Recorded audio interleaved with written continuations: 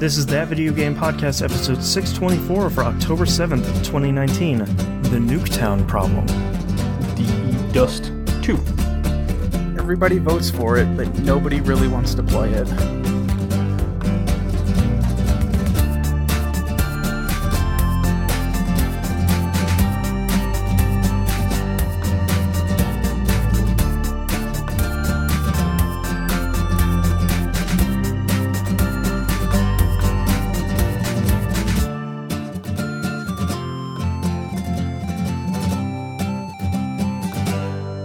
Welcome back to another episode of That Video Game Podcast. I'm your host, Boston. Joining me as always is Moonpier. Hello, Governor. And the Nymph. Hello.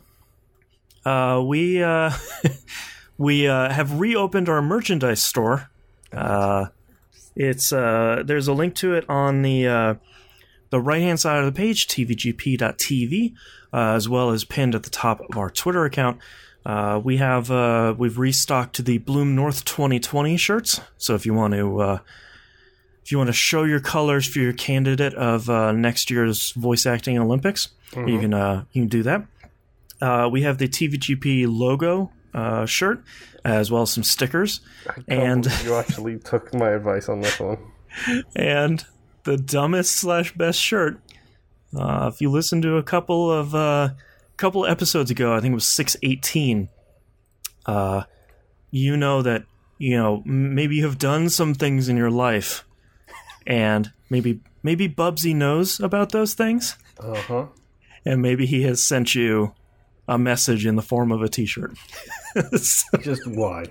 If you've ever wanted the shirt we joked about on the show that has turned into reality of a bobcat paw print with the words "we know" under it. It looks really good. Thank you. It took me a really long time to find that font. So dumb. But yes. That is available on the store right now. That's our brand newest listing. Shirts for men, shirts for women, some stuff for kids with the logo on it, and some stickers. So go check that out. It's on the top of the... I forgot to make a shorter link for it before we started the show. But simple solution, something I figured out. Just Google Teespring, That Video Game Podcast. Like the second link is the store link, so you're all good there. Yep, you can do that. Check the tvgp.tv or the Twitter account, and I'll get a shorter link for that in the future. Patreon.com/E1M1, the ones are numbers. I think that's it. So let's get started, Moon, with what you've been playing. Okie doke. Let's start with the, I would say showstopper, but no, let's start with the grindiest of grindy grinds. Which is, of course, Elite Dangerous, for those who don't know. The space grind. The nodding nymph in the background here. The ultimate video game. Yes. So was it Monday? I think so, yeah. Yes, so Monday, randomly, Angel reached out to community member Angel. I reached out, asked if we wanted to play some Elite. Like, sure. I'm not playing Apex with my wife right now. I'm not planning on playing Dead by Daylight, so Elite sounds You'll be good. down for some space. Yes, believe me, as someone who has a personal bubble, Elite gives me all of the space I need. That's right. So we jumped in, and Angel is switching from PC to Xbox version, I believe. So he understands the game. This is not a case of shepherding somebody through how to fly a spaceship. This is more a case of, let's get you some money quick so, we can get you back up to a ship that's not the Sidewinder. And there's no cross progression. There isn't, and there is no cross-play either, which is something I have been tweeting at the developers for about a year now, asking if any chance of cross-play at some point soon. Right. No plans in the immediate future, but that's okay. No denials either, so... No, that's right. Something that's being looked at, Wink. probably, yeah. Yes. Yeah. I sense a new generation of platforms might change this. Right. So, we all jumped in, and we thought, well, I didn't think, these two idiots thought, let's do a bounty mission. I did not think that we should do it. Angel wanted to do it, to which I promptly said, I have never been good at combat. I'm pretty sure I am efficient as a rank, maybe. Okay. So we accepted a wing bounty mission. before I had even arrived on scene, because I had to jump from my mining ship, do a bunch of jumps, pick up my combat ship, and then do a bunch of jumps to coordinate with the guys. By the time I'd even got on scene, Nymph and Angel were already dead. Yeah, it was not great. Well, so combat definitely not a strong suit. Well, so what I had forgotten, because I don't do combat very often in this game, is that the game really bolsters the, I guess, NPCs by their rank. And I think I went back and looked, and they were one short of being elite. I don't remember if that makes them dangerous or what in their combat rank. Yeah, but, I think it is dangerous. Yeah, so with me being as low as I was, and with Angel being as low as he was, we both showed up. There was 3 ships that were winged. We attempted to take out one. I think we got its shields down to about half before we both got blown up. And that's why I was like, yep, I'm remembering why I don't do combat missions. Yeah. Yeah, it's one of those things in Elite, like when you go into a system or whatever and you scan somebody, it tells you their name, their ship, and what rank they are. Usually it tells you the rank in combat, because that's usually what you're scanning somebody for. If that says like Elite or Dangerous or one of those like upper tier ones, and it says in a wing, leave them alone. Gotta go. Especially if you're flying solo, leave them alone, because these people are not like they're stupid automatic machines, NPCs, and you think, oh yeah, I can take them, but what you don't realize is that ranking will tell you the firepower that they have on their ship, how good they are at using it, how quickly they can maneuver, and how good they are at evading you. And sometimes that's a bad thing, because you'll start a fight with somebody who suddenly has the equivalent of the Elite Dangerous shotgun and missiles, and will literally destroy your shields and your ship in about 4.2 seconds flat. Yeah, it doesn't take a whole lot. No. And my shields were pretty high up there, and they were dropped probably, like you said, within 4 seconds, 4 or 5. It just tore right through them. Stupid. Like you will come across wings, and they are idiots, and you will get like 2 wingmen who like are flying off in opposite directions while you're attacking the middle guy. They're just spinning in circles. Yeah, and then you'll end up with a different wing where all 3 of them will focus fire on one person and destroy that one person before moving on to the next person and the next person. Right. AI are not something you want to mess around with too much in Elite, because you can and will be completely boned in the middle of space. Yeah. Now I understand why you don't do a lot of combat. if you're not kitted for it, like, I mean, I have a Viper Mark IV, which is widely regarded as one of the best small combat ships. It's maneuverable, it's fast, it's quick, but the hard points that it has on it are, generally speaking, the maximum they can go is like tier 2. You'll go against somebody who's in like a Fer de Lance, and they can go like tier 4 gear, which means that they are literally shredding you like cheese. Gotcha. And it's just like, okay, so my Viper, for example, would run really well if it was like 2 Vipers and an Anaconda. That would work well, because the Conda can take the punishment, and the Vipers are basically like little bees stinging the people attacking the Conda. Whereas as a flagship kind of attack, it's not great to be in a Viper. It's like, oh no, if I get caught, I'm in trouble. Yeah. So we ended up thinking, well, let's just not do the bounty mission. Instead, let's go to this resource extraction point and see if we can't get some wanted criminals. Because the resource extraction points are essentially mining places. It's where ships go to mine asteroids to get resources, to take them and sell them at places. Now, this is space, so anywhere you get miners, you get pirates. So you can go to those areas, and you can sit there and you can scan ship by ship by ship and see, okay, you are wanted in this system, so you are probably a pirate. So we're going to attack and kill you and then claim the bounty on you that's in this system. Works out really nicely. Like, you can fly in.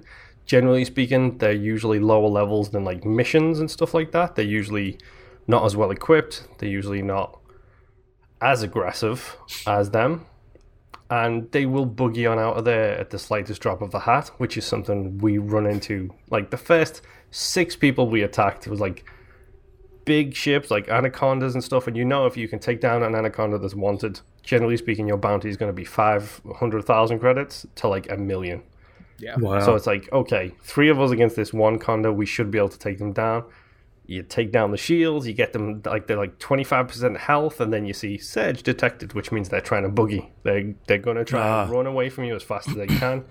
So you chase them down, you're shooting them, you're trying to harry them, stop them from getting like a jump, and all of a sudden all you hear is poof, and they jump away. It's like, come on. Like you said, it was probably about 6, if not more, that we had down to about 17%, and all of a sudden they just flash out. Yep. So it was not going well for us. Man. But we did get into the swing of it, and we did end up with a fair bit. I think we ended up walking away with I think I walked away with like 1.5, 1.6 million in bounties, if not more. I had close to about 900,000. Like, so, nice. We picked things up as we went, and it wasn't bad.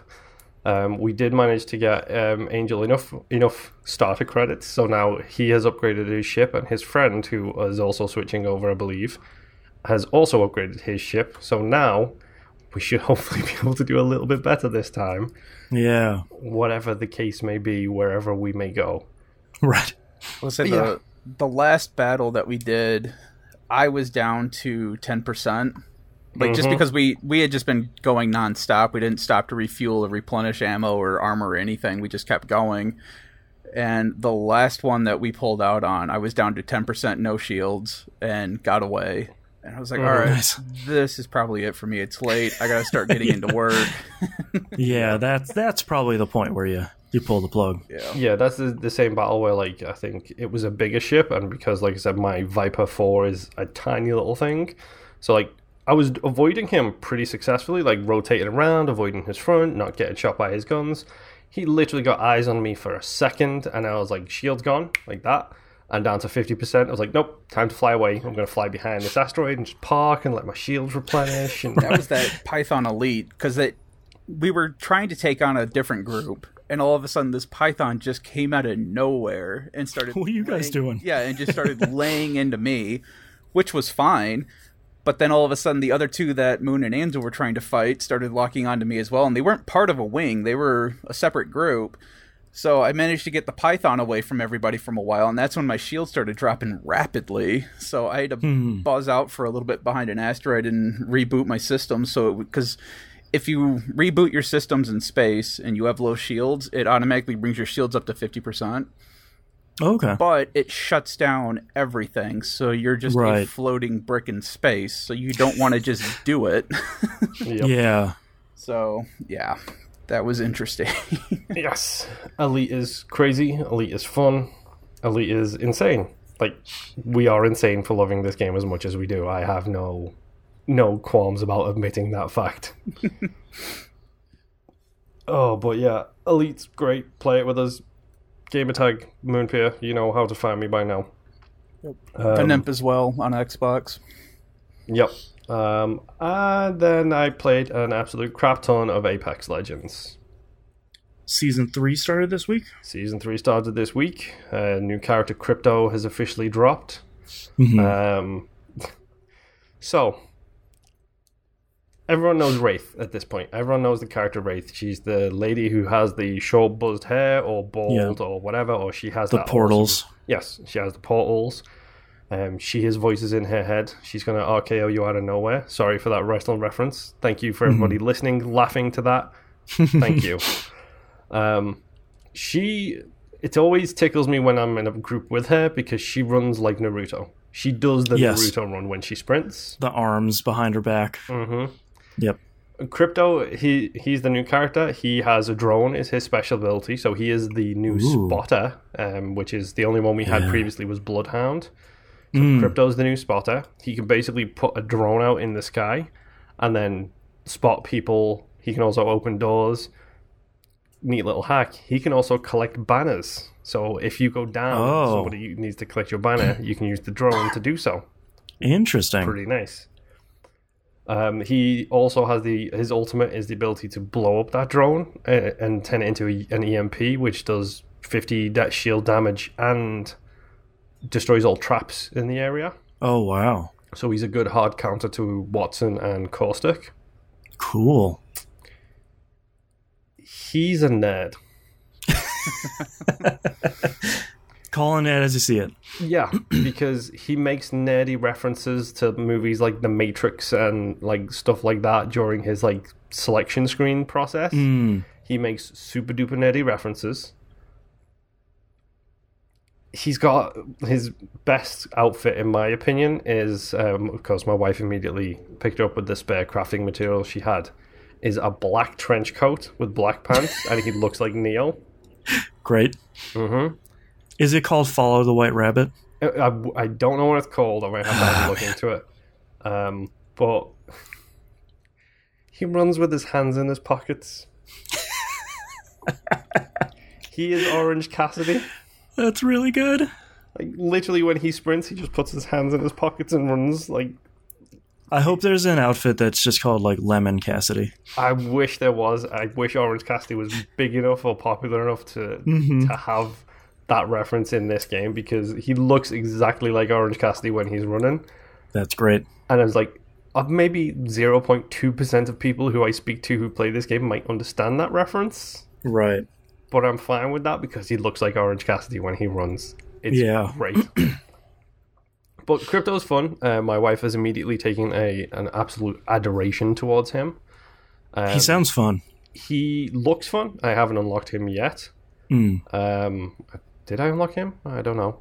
I've got one person left to unlock, and it's either him or Watson. But the problem is the people I play with, one is obsessed with Watson, and one is obsessed with Crypto. So it's like, it doesn't matter who I unlock. I ain't ever going to be able to play them, basically. Right. Whereas me, I jump from character to character depending on what's needed. Do they have a random character button in Apex Legends yet? Unfortunately, no. Okay. Someday. I will say it's kept the thing it does at the very beginning when the game first came out, which is you can highlight the person you want to play as. Yeah, like calling dibs. Yes, so you can highlight that person to let the rest of the squad know as this is my preferred character. Right. And of course, day one, when Season 3 came out and Crypto was available, everybody highlights Crypto. My wife gets first selection. My wife selects Crypto, and the other two team members quit. Nice. Great. Yeah. Great. Because, why not? But to give you an idea how much my wife loves Crypto, she got 3 wins with him on the very first day. Wow. And I don't know if that's just a case of people are not used to like playing against him. Yeah. But he seems really useful, like especially in the end game. If the circle's coming shrinking down and down and down, and there's 3 squads left, and you don't know where any of the other squads are, it's really useful to fly a drone out of a doorway and be able to find out where they are, but they don't know where you are. Yeah. It's very helpful. Also, he's helpful. Like she will, if we're in the building and we're trying to heal after a combat encounter or whatever, she'll just park him in the corner of the room, and then if anyone comes through the doors he's looking at, like the drone is looking at, we'll immediately get notified. There's a person right here. So man, that's cool. Very, very helpful to have another spotter in the game who is probably a better spotter than Bloodhound, in my opinion. Yeah. Like, Bloodhounds can track, but Crypto can spot from such a range away that it's kind of insane. Did this also come with the new map? It did. Okay. So, yeah. This new map feels smaller. A lot smaller. To clarify something, because I haven't played Apex in a while and I haven't seen this answered, are there now 2 maps in the game, or is there just the new map? There is just the new map. Okay. I always think that's really interesting in these games, where it's like a Fortnite has the ever-evolving map, where like season over season it's always changing. I always think it's interesting where it's like, cool, that was the Season 1 and Season 2 map. That's gone. Now Season 3's map. Like, I think that's good and bad at the same time. I think it is, because I think the problem is if they split it between the 2 maps, like, pick your map, you split the player base. It's the Call of Duty DLC problem. Where it's I always call it the Nuketown problem. Yeah. Everyone's always going to pick Nuketown if it comes up on the choice. You never get to play this map I haven't seen in 6 months. Everyone's going to go, yeah, but Nuketown. Yeah, because everybody's obsessed with that horrific map. I hate that map. Like, Nuketown is a bad map. I don't get it, man. Like, dude, that cargo map that they had with the ISO containers, you know what I'm talking about? That super small one? Mm-hmm. that one used to be the one. If it came down to Nuketown or that cargo one, everyone would go for that cargo one. And it sucked because you could never... You would be alive long enough to see that somebody was shooting at you before you were dead again. Mm-hmm. But that's why I don't like map voting in multiplayer games. But yeah, I don't want them at all. Serves as well. I actually think that the cargo map was their attempt to make Nuketown 2.0. Like, because they designed another level to be like Nuketown. DE Dust 2. Yes, exactly. But the new map in Apex, like, it feels tiny compared to the last one, and I don't know if that's true. It just feels like, I'm sure there is stats on the square footage out there between the two maps or whatever, but this map feels a lot more condensed. It feels like the matches go quicker, and it feels like there is chaos and anarchy from literally where'd go to where'd stop. Yeah, because the first map had some fairly wide open spaces that I feel like people would avoid because you're just going to get sniped. Mm-hmm. So that's interesting. They also introduced a new gun, the charge rifle, which, funnily enough that you mention it, is a sniper rifle. That gun seems amazing. I'm trying to think of it's...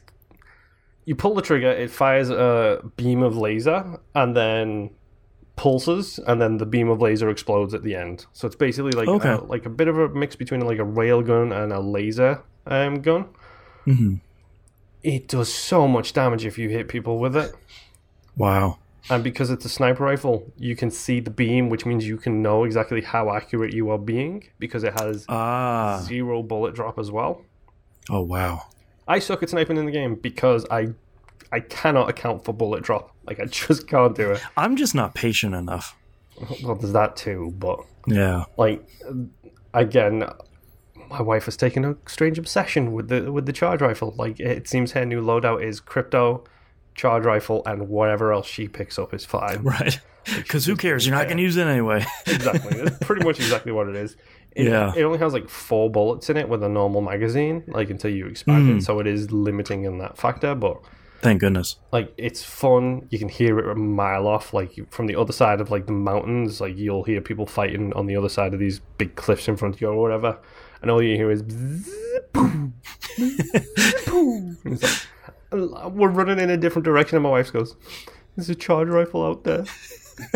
My baby. Yes. But at least you're like in a John Woo movie where you're sort of counting the bullets. You're like, all right, they fired 2, they got 2 more, and then we can get out of this building. Hopefully. Yeah. But I mean, so far Season 3 seems to be a solid like jump. Like, Season 3 came out on Sunday or Monday, one of the two. I can't remember. Mm-hmm. The new Battle Pass came in. I had saved up enough of my premium currency from my previous Battle Pass purchase and leftovers from rewards. So I bought the Battle Pass without actually having to spend any money. Even better? Yes. Even better is I'm level 9 in this Battle Pass after less than a week. Nice. So they have new emotes, new things. Boston, they added charms. Guns have charms. No! Is there a lucky charm? I don't know if there's a lucky one yet. But... because eventually there ends up being a lucky charm. Mm-hmm. Oh, no. But yeah, you can put charms on the guns now. What ones do you have? Sell me on it. Okay, so the first one, they're all Battle Pass related, so it is a case of making progress in the Battle Pass to get them. A free path on the Battle Pass or premium only? I think the charms are premium only. Okay. But it's $10 for the Battle Pass, and you wait. It lasts like 3 months or whatever they last. It's so many days. Many days. Quick aside here, it made me realize how long I've been playing Marvel Strike Force, because so far I have been through 2 events that lasted like 72 days. Like, yeah. Okay, I've been playing this too long. If that's the case, but no. Later on, ask me about Destiny 2's Battle Pass. Yeah. Okay. I think it works out as it's like anywhere between 9 to 12 weeks. I think it's about 3 months or something like that. The Battle Pass goes on for, so there's plenty of time. Like I said, it seems to be a lot easier now as well, especially if you're playing with friends. You aim at those challenges that you get, and then you get your Battle Pass levels up. Fine, whatever. Yeah, that's right. The only charms I have unlocked so far is a Yeti head, because this whole the whole map is fire and ice themed. So there's like ice areas right next to fire areas. So there's a cute Yeti head. It looks like the decapitated thing that Luke hits the Wampa Yes. in Star Wars. It looks like that, except it's just like a decapitated head. Okay. And the other one I've got is a fireball. It looks like a meteor coming to the ground that's just completely cool, like on fire as it goes. Are your charms on your guns like Yes. Rainbow Six Siege? Exactly. So you are seeing them right there at all times. Oh no. Okay. All of the new skins seem interesting. There's a Lifeline skin where she is a devil, like literally molten skin with horns and everything. Yeah, this season seems like it's going to be pretty good. And the new emotes for they added the diving emotes last season. Yeah. And it's basically everyone does a backflip and does something appropriate to their character. Like Octane is the guy who runs in a backflip because he runs everywhere. That's his whole thing, is he's super fast. So his air emote was he runs in a backflip. Mm-hmm. Mirage does a backflip, does a little salute to the camera because, he's obsessed with the public eye being on him. Mm-hmm. The new emotes, they've taken it to a whole nother level. Oh, good. The first one you can unlock is for Bangalore, who is the big meaty guy who's got like a shield. So like when you're in sights with him, he's got a shield. He takes the shield, he flips it, he puts it on his feet, and then he surfs. Oh no, that's too good. In the air. Watson, the woman who does the electronical stuff, she has a Tesla coil as her super, which destroys grenades, recharges shields, so on and so forth. She pulls her off her back, turns around backwards, and then uses it as an electric helicopter flying backwards. These are really good. Pathfinder, who is obsessed with this one bird, I think it might be Bloodhound's bird, like this little pigeon. Like, for whatever reason, he has a bad relationship with this bird. Like, it's in all of his stuff, like his banners, his poses. There's a banner image of him getting attacked by this bird. And his new skydiving emote taunt is him flying through the air, like, pretending he's a bird, and then the bird comes and attacks him. These are really good. Like, it seems like they put so much more effort into it this year. And also now they're adding the color streaks to the jetpack thing, so you can add different effects. That's cool. Rocket League boost trails, and let's see how crazy this can go. Yeah. I want like jazz sounds coming off. I want a rainbow hanging out. Exactly. Yeah. But season 3 seems to be really good, and it's like kind of destroyed most of my week this week because like, I'll pop on and I'll do my dailies. 4 hours later. That's exactly the problem because like, from your dailies to your weeklies to your monthlies, and yes, wash, rinse, repeat, the whole cycle all over again. So, while I'm talking about Apex, I may as well discuss the great cosmetic controversy that struck this household this week. Okay. So, you remember I think it was last week or the week before, I mentioned I hit level 50 on my Season 2 Battle Pass. I got a gold guaranteed loot box. I opened it. It was great. I got a skin. My wife was jealous because she wanted that skin. Mm-hmm. And then 2 games later, I got another gold Battle Pass. Yeah, you ran into a very generous bug. Yes. So, this week... Oh, no. So, this week... I think it's like level 5 on the battle pass. You get an Apex pack, which is the things that you open and you get 3 cosmetics out of it, basically. Okay. I got one of those like level 5. So my wife is already like level 12, whatever. I open my level 5 one, and as it cycles, it pops out with a light telling you what color rarity you got. Yeah. It's a really cool effect. It lets you know what you're going to get. Gets you like a little excited kind of thing.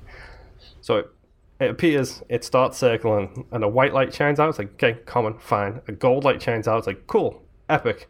Second gold light shines out. Oh, no. Mm-hmm. Okay. So I got 2 golds from one basic Apex pack while playing with my wife sitting next to me in the party with M, at which point my wife throws a little bit of a temper tantrum. Okay. I can see how she could be upset. You should have just shut the TV off when you thought you saw another glimpse and just be like, I don't know what that was. TV must have lost power. Yeah, oh no, my console powered off. The problem is she watches that thing like a hawk, so she definitely would have seen it before I did. Yeah. 2, we have the same TV. I might have turned her TV off as well. Well, some risks are worth it.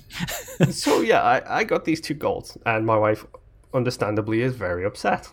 I say understandably, wink wink, that she is very upset. It's to the point where she took off her headset, went to the kitchen to get a drink, and is ranting about this to the point where the whom we were playing with can hear my wife in the kitchen through my headset. Okay. So we let it settle down, we let it calm down. There is muttering and gnashing of teeth throughout the rest of the night. Sure. The very next day, I receive a notification on Twitter from my wife, who has opened a standard Apex pack and unlocked Bloodhound's... I can't even remember what they're called now. What are they called? Heirloom set. Bloodhound's heirloom set. Oh, like the highest of the rarest set. Mm-hmm. Yeah. Like, I think if you open a standard Apex pack, your chances of getting gold is like 0.02%. Mm-hmm. But that increases the more packs you open without getting a gold. So gotcha. It balances the odds more in your favor the more Apex packs you open. The heirloom set is like a 0.002% chance. Right. So my wife opened a basic pack and got Bloodhound's entire heirloom set, which is a heirloom skin, heirloom quip, and an heirloom item, which means that whenever she's running around without a gun, she now has a black and red hatchet instead of her fists. This is like literally 1 in a million chance to get one of them, nevertheless, the entire set. Mm-hmm. And she got 3. And there's only 2 heirlooms in the game. One is his, and one is Wraith's. That's it. Okay. There's no other heirlooms. No other characters have the heirloom sets at all, except for those 2 so far. Wow. So she gets these and literally posted a video to Twitter saying, I will never ever get mad at Moon again for any of his cosmetic things. I'm saying that here, just like I said it on Twitter. I want it on the record that this has been stated for the next time this happens. Right. Because there is Halloween events right around the corner in Rocket League, Siege, Apex Legends. Yep. These events are right around the corner. You know they are. Yeah. So I'm saving this video, I am saving this tweet, I'm screenshotting everything as proof. Yep. So that when I eventually get Mirage's stupid pirate outfit, which is what it's rumored to be, I can hold up my phone and say, proof. Like, no, can't be right. Listen to this clip, please. Yes. Except for now you'll get something where she's like, looks like your phone's broken, babe. You should probably fix that. Yeah. Exactly. Speaking of which, Mirage's new taunt for when he comes out of the airplane is he creates the second version of himself and then rides it like a bomb. Oh, that's really good. Mm-hmm. These are getting too good. Data mining, not a huge fan of it, but apparently the data mining Halloween event for Apex is the old map at night. Ooh, spooky. Cool. Yes. So nice. It's looking like it's going to be interesting. But yes, I keep playing Apex because why? Why not? It's fun. It's good. Great. Apex came out this year. I had totally forgotten about that. Mm-hmm. January. Apex came out in January. Wow. That's been a good year for Apex. Terrifying. Yeah. Well, that's the thing, because I can remember everyone downing on that game when it came out. Mm-hmm. I mean, obviously not everybody, but, a lot of the big media people were like, oh, we've already got PUBG, we've already got... Crap, you already have Fortnite, like, why do we need another Battle Royale game? Yep. Yeah. I love Apex. I think it's more fun to play than any other Battle Royale game I've played, except for maybe Tetris, but Tetris is just too stressful to keep playing. Yeah, that's a heart workout. Yes. But yes, Apex is great. Moving on again, Dead by Daylight. Dead by Friday specifically, played with T-Bomb Rocks, really quick mention. We had a couple of really good runs, smashed through a whole bunch of dailies. Just literally, Dead by Friday has, I think I mentioned it previously, it's turned into, let's just chill, hang out, catch up on the events of the week, talk BS about whatever topics have come up to us, and then see how we do. If we die, we die. If we don't, we don't. Great. So Dead by Friday continues to be fun. If you are looking for an into the game, hit me up. We'll gladly run you through, use all my double XP point. Show you the ropes. Yes, show you the ropes. Guide you towards not playing as the guy I play as, because he's ridiculously hard at first. Yeah. But yeah, it's fun. It's stupid. It's ridiculous. Oh, and I totally forgot there is going to be a Halloween event for that soon too. Of course. Yeah, why not? The game is all Halloween. Yeah, like if there's one game that has to have a Halloween event, it's Dead by Daylight. Yes. So we will see how that thing goes. For some reason, even though my hard drive is now clearer than it was, I'm still on that sweet clear my hard drive out space, because you know full well the Doom Eternal is going to clock in at like 100 gigs. Yes. So I just happened to... Okay. Strange story time. I beat Sleeping Dogs, I got all the achievements, whatever. While playing Sleeping Dogs, my hard drive has got this issue. My external hard drive is currently having an issue where the Xbox fails to recognize that it's plugged in. Right. So I will go into my games and apps, and it'll say, oh, you have 30 games installed. And it's like, well, number one, that's a lie. You need to add another 0 onto that, please. Thank you very much. And number two, great, my hard drive's not recognizing. When I was playing Sleeping Dogs, it started to not recognize it was plugged in while playing a game installed on the external hard drive. Oh. So after I beat the game, I quit it and I went to uninstall it, and I was like, oh, hit pause, manage game and apps, move over to the uninstall button, nothing is installed. Aha, right. Wait, what? Ready to install says Sleeping Dogs is ready to install. It's like, But if I click you load. Right. So what's going on there? In this whole process, I just had to unplug and replug my hard drive, and then I could uninstall it successfully. Right. In doing so, I organized my games by size, and then forgot I did it. Ah, right.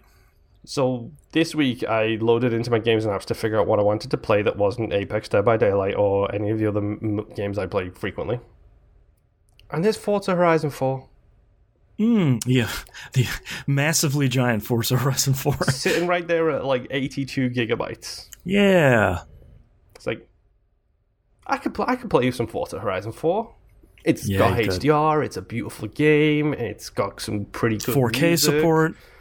It controls well, it's fun. It's been a while since I've played Forza. Right? Let's play some Forza Horizon. It's been a while. How many spins did you have? I probably had around about 26 wheel spins to go, and like one super spin. Last time I logged in, I had 55 wheel spins and 35 super wheel spins. Which is like, cool, so that's 2 hours. Yep. So is there not a spin all button?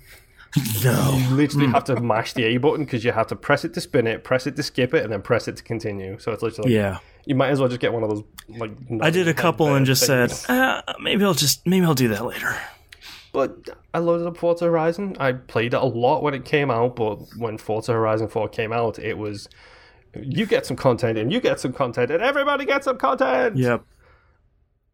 Guess what?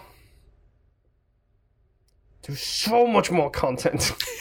They keep patching that game and they keep putting more stuff in. I don't even have the Lego DLC, and there's still just like a stupid amount of content in there.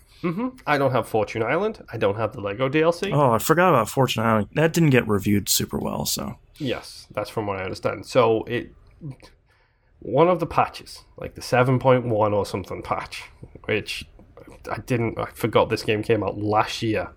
Yeah. They have added so much stuff into it. They did like a Forza anniversary update where you get like Top Gear content and all this other kind of stuff. Those yellow circles that used to be it's like the Forza career events. There used to be 4 of them in there, I think. There used to be like the story ones. Yeah, and it's like world's fastest rentals, where you just get supercars and you got to go do the YouTube stupid. one. The YouTube one, which is, do you remember this game called Outrun where you drove a Ferrari around this course? Right. Like, you've got to go and drive a Ferrari and do this thing. Yeah, there's like 9 of them now.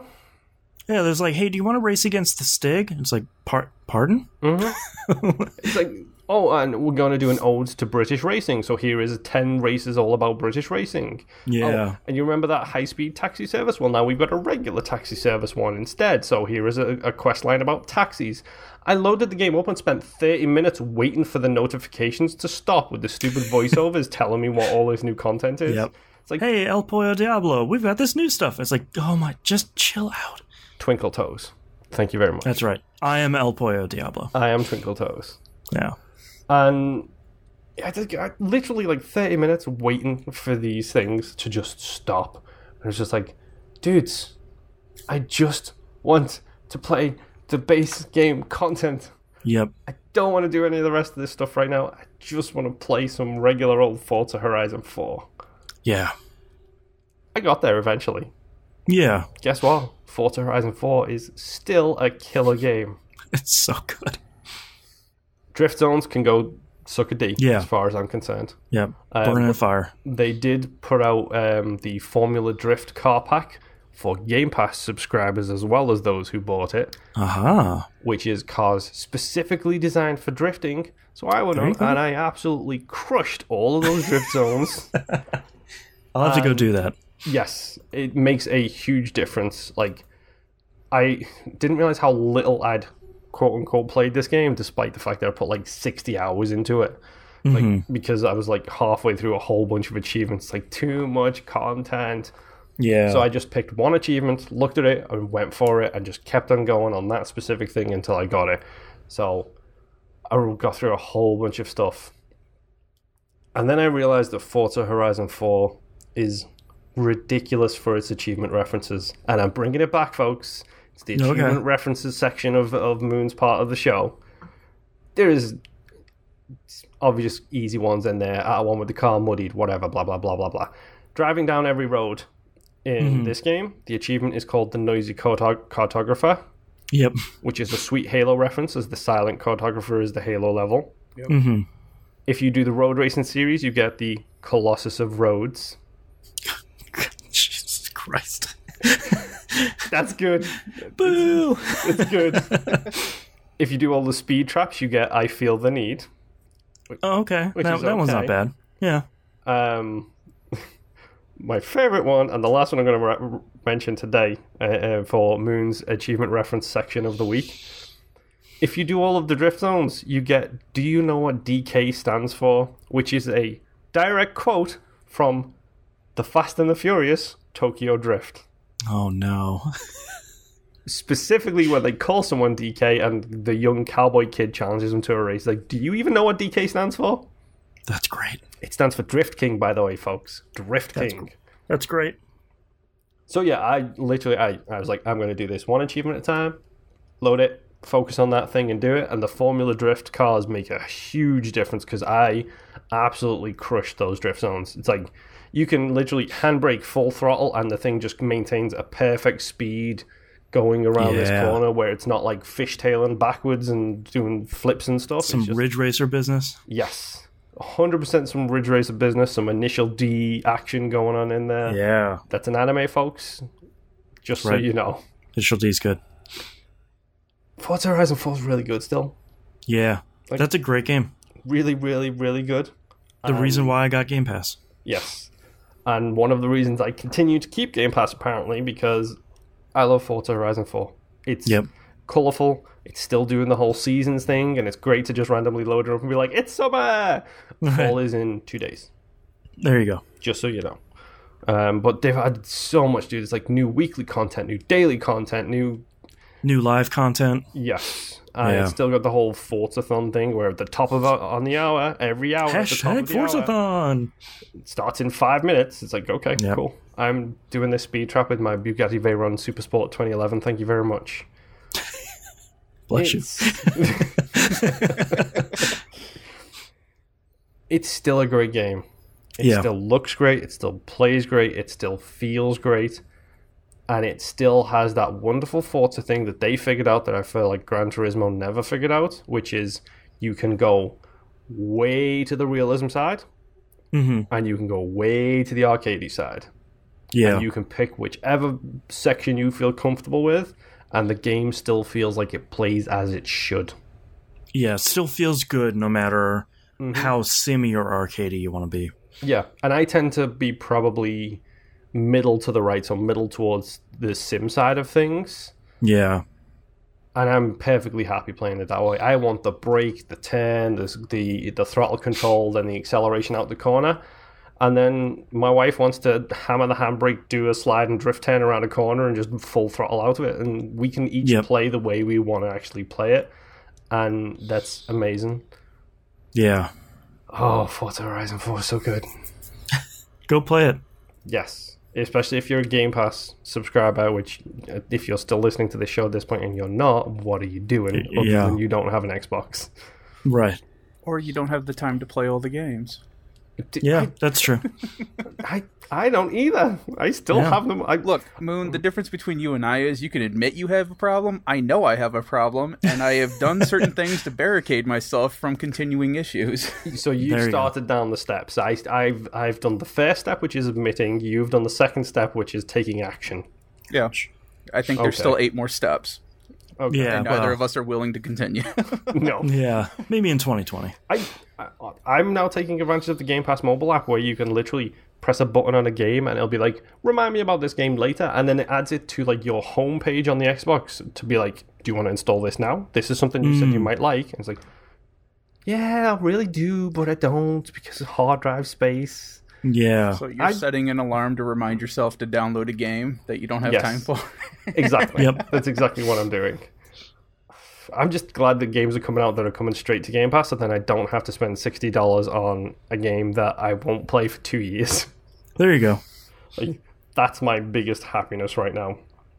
My final game this week, though, is Untitled Goose Game. Yeah. So, yeah. Let me sum up this game in 1, 2, 3. 3 words. You're a goose.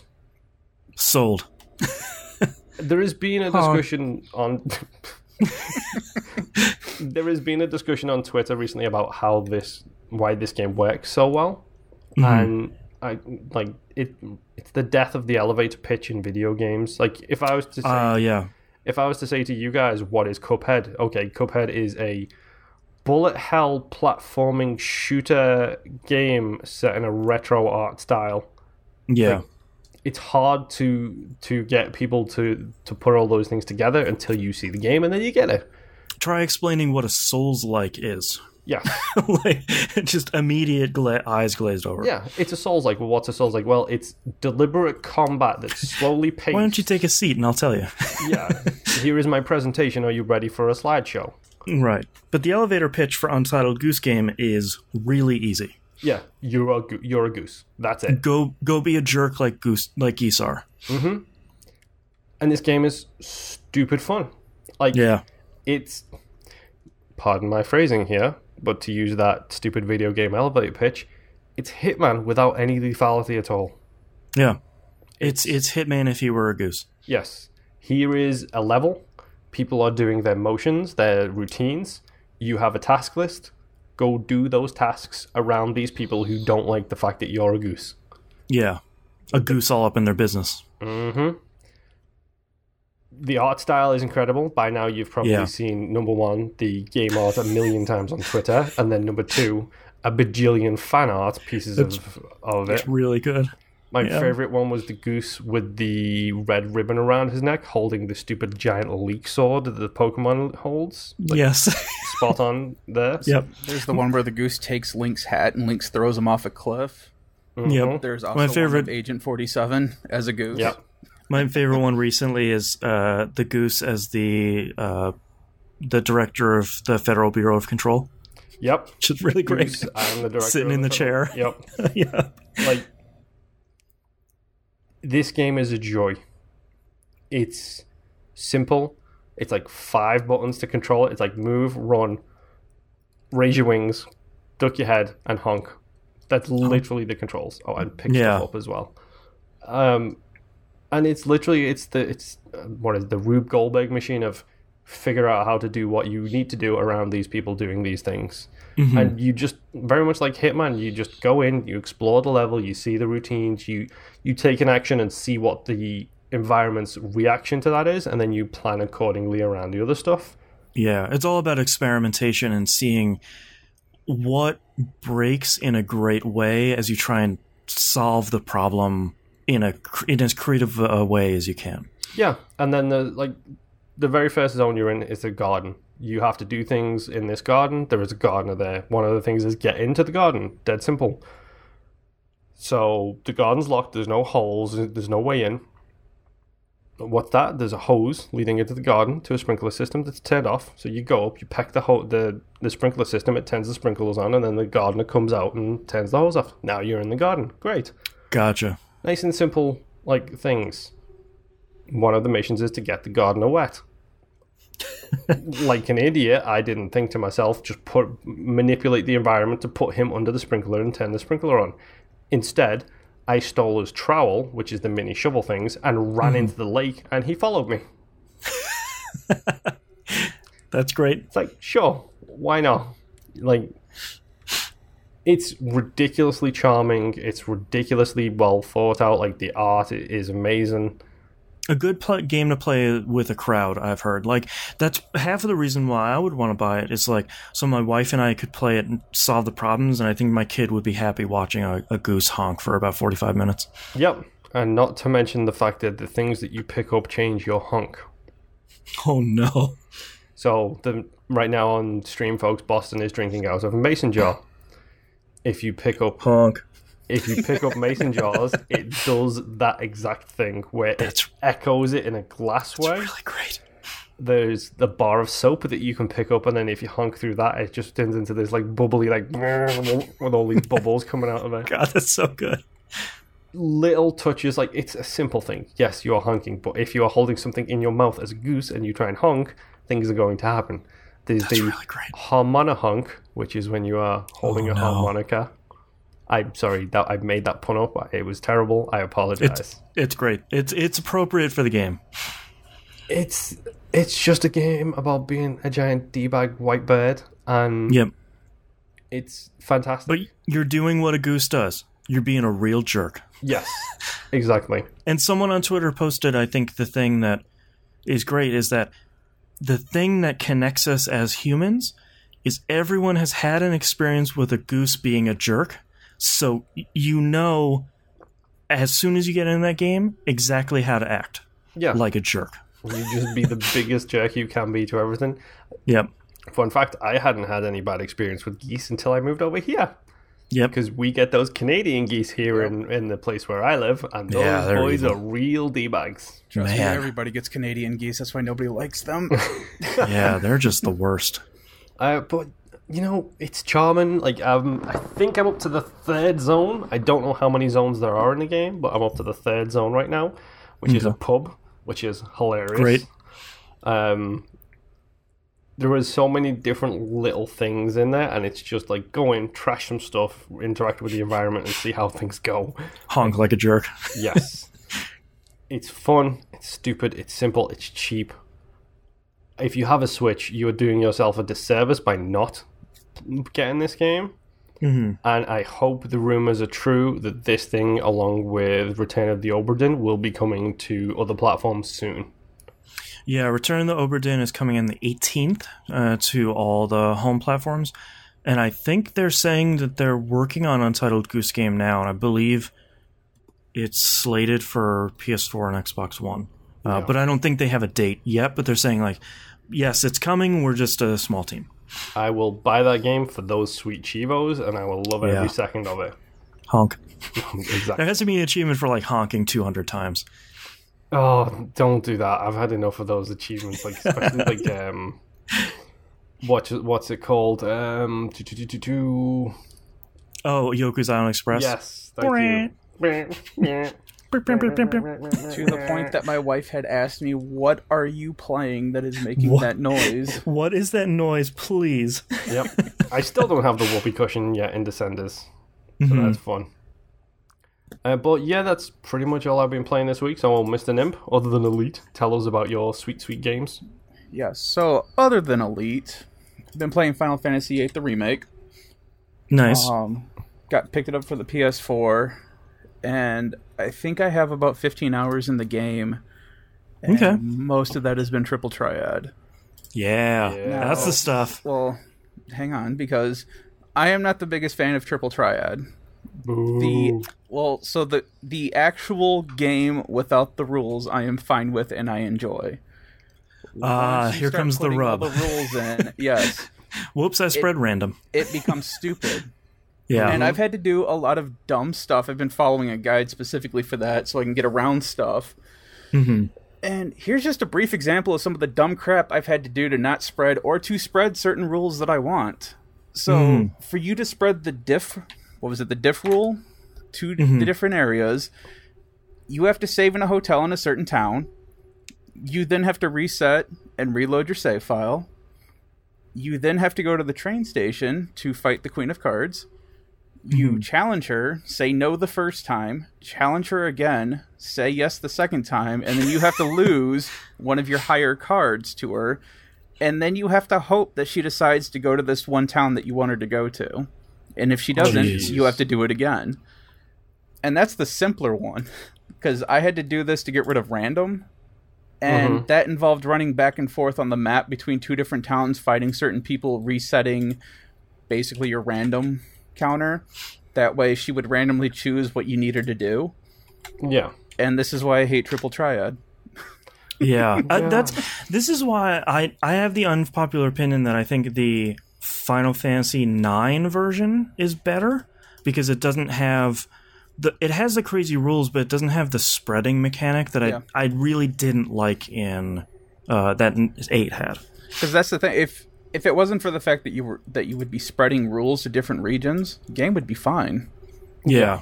But then you get a bunch of rules that make the game not unplayable, but it doesn't feel like you want to play it because of the rules set, because even though you win, you're still losing out on stuff. Like there's one, I don't remember what it's called, but if you win, you get to choose 2 of their cards, but they get to choose one of yours.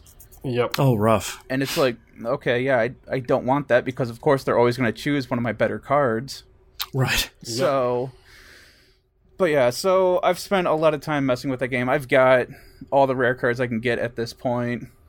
At the point now where I've just got, oh crap, what's his name? Irving? Yeah, Irvine. Yeah, Irvine. Yeah. I just got him. Is this the first time you've played 8? No, I've played it this is my second time, but I've only played it once through, and that was when the game first came out, and I haven't touched it since. Yeah. Mostly because, too, my other gripe with the game is the draw system. Oh, no. Well, no, so... You're going to hurt my heart. Not really. Okay.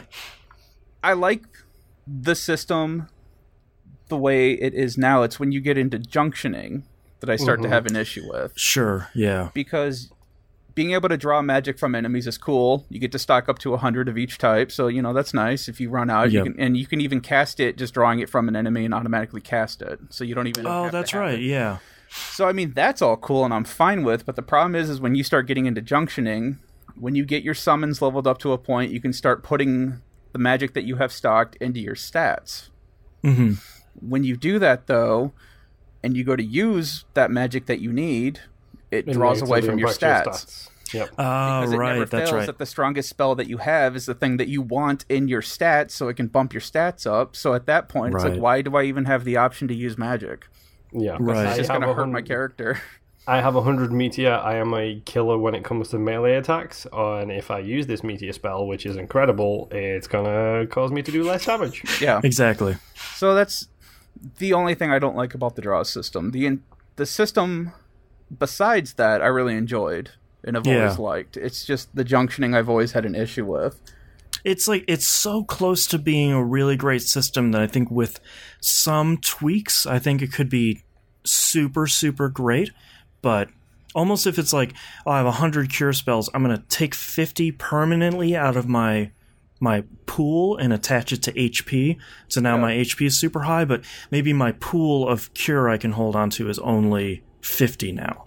Well, something like that. If they did it like that, where it's like you can still have 100 stocked, but the maximum you can put in is 50, and it sets that 50 aside so that you can't accidentally use it, I would be perfectly fine with. Yeah, and then you nerf your magic pool. Yeah, but yeah, something like that.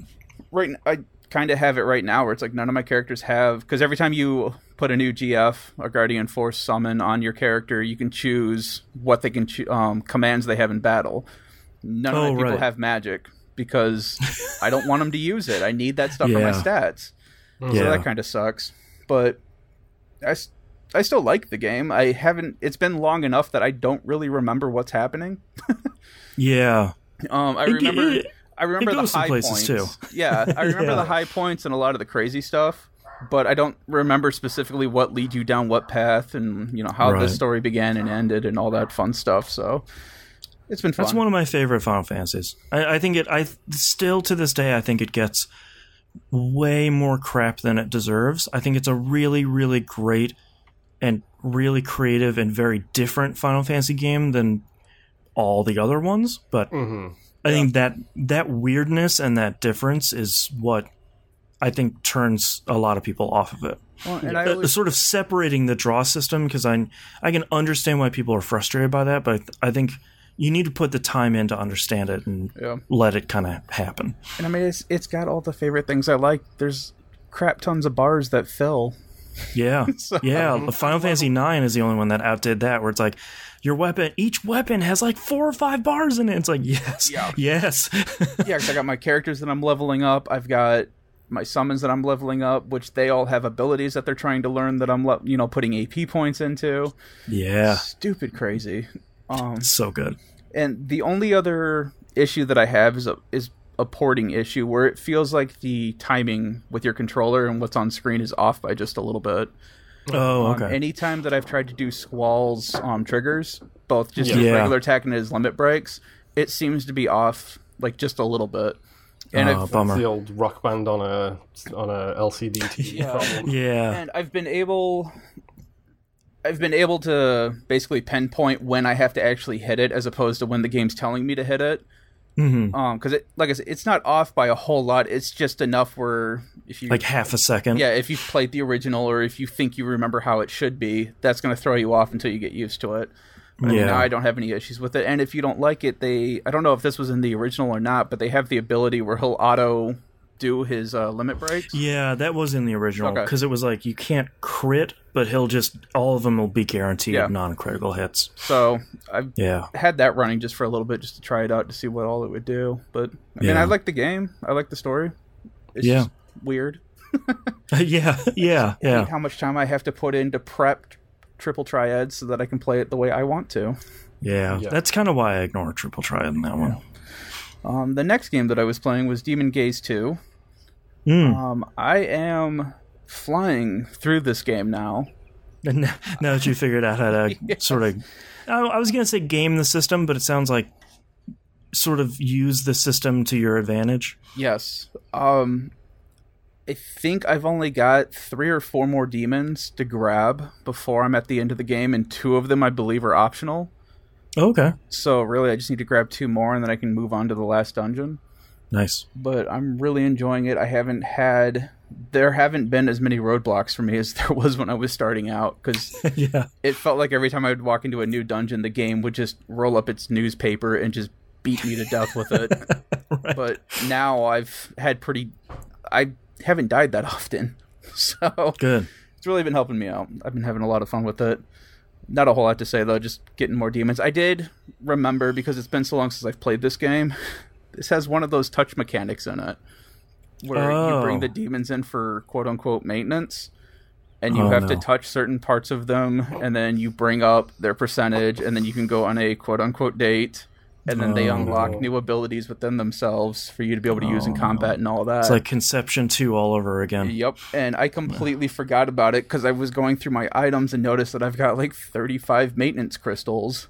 And I was like, what the heck are these even for? And then I looked them up and I'm like, oh, I completely forgot about this, and then went and did it. Gross. And I'm like, yeah, and then I was like, oh, I remember why I completely forgot about it. Because it sucks because a lot of their stronger abilities are hidden behind this. So you don't unlock their full potential until you've maxed out their rating, which is level 5 in this. So that kind of sucks. But gross. I've gotten by. If I just play like an old pervert, I've been able to figure out where to be. Master Roshi over here playing Demon Gaze too. The next word out of my mouth was going to be Nymph Master Roshi. Damn you, Boston, damn you. But outside of that, the game is still really enjoyable. That's the one stain on it so far. Yeah.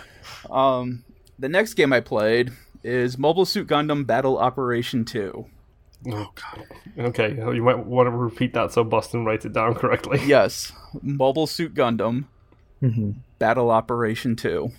Battle Operation 2. Okay.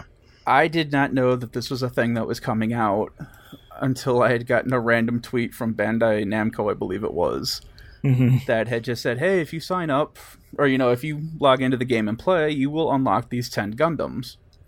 Oh, okay. And I'm like, I don't even know what this is. So What is this thing? Yeah, I looked it up, and apparently it is a free-to-play game that released on October 1st on the PlayStation 4. Oh, no. Oh, so this is different from the mobile Gundam game. Yes, because I thought maybe that's what that was. Sure. Because, like I said, had absolutely no clue what this game was. So I'm like, all right, cool. So I downloaded it, logged into it, and the first thing that I noticed is that this game looks like it's a PS3 game. Okay. Which isn't necessarily bad.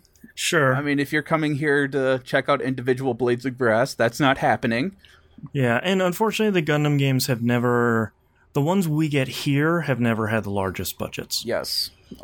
Which this one does not. However, it seems to be working out really well. I haven't had any issues with it. When you start it up, you build your own pilot, create male, female, whatever. And then it runs you through a bunch of tutorials on, hey, this is how you pilot your Gundam. This is how you can get, taking points as you play team deathmatch.